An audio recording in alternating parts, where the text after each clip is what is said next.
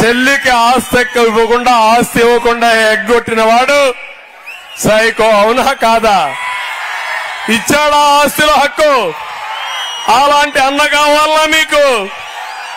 తల్లికి అన్నం పెట్టాడా?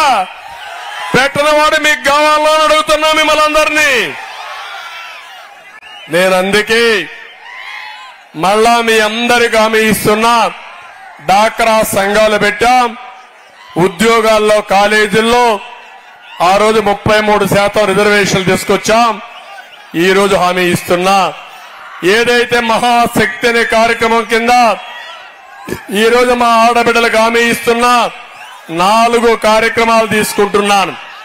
ఈ 4 కార్యక్రమాలు మీరు చూస్తే, ఒకటి ఆడబిడ్డ నిధి.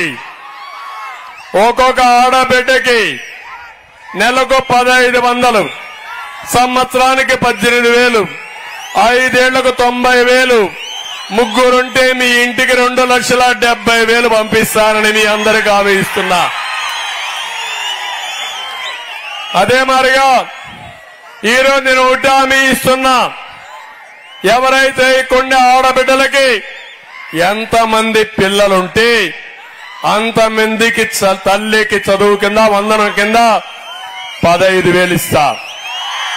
2 ఆడబిడ్డలుంటే 30,000 ఇస్తా. ముగ్గురుంటే 45,000 ఇస్తా. 4 ఉంటే 60,000 ఇస్తా. ఏ తల్లి ఏ తండ్రి కూడా పిల్లల్ని చదివించాలంటే సందిగ్ధం లేకుండా అందరినీ చదివించే బాధ్యత నాది, ఓట్లేసే బాధ్యత మీదని మా ఆడబిడ్డలు కోరుకుంటున్నా. మూడోది, నేనే దీపం పెట్టాను, దీపాన్ని ఆర్పేశారు. ఇప్పుడు హామీ ఇస్తున్నా, 3 గ్యాస్ సిలిండర్లు ఉచితంగా ఇస్తా మీకు. నాలుగోది, ఆర్టీసీ బస్సుల్లో ఉచిత ప్రయాణం. నేనే డ్రైవర్ని, చంద్రన్నే మీ డ్రైవర్. అభివృద్ధికి మంచి డ్రైవర్ని.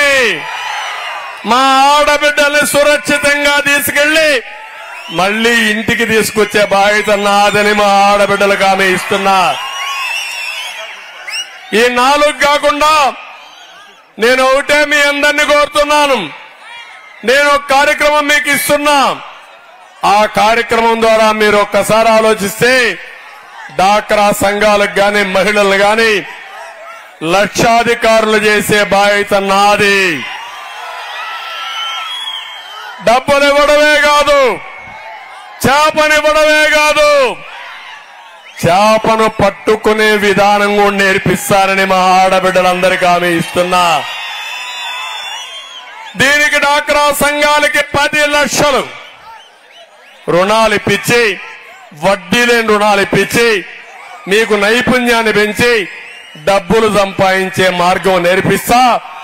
మా ఆడబిడ్డల్ని ప్రతి ఒక్క ఇంటికి ఒక ఆర్థిక మంత్రిగా చేస్తారని మా ఆడబిడ్డలందరికీ హామీ ఇస్తున్నా. డబ్బులు మీ దగ్గరుంటే, బీరువా తాళం మీ దగ్గరుంటే మా తమ్ముళ్ళు మీరు చెప్పిన మాటలన్నీ వింటారు. అవునా కాదా?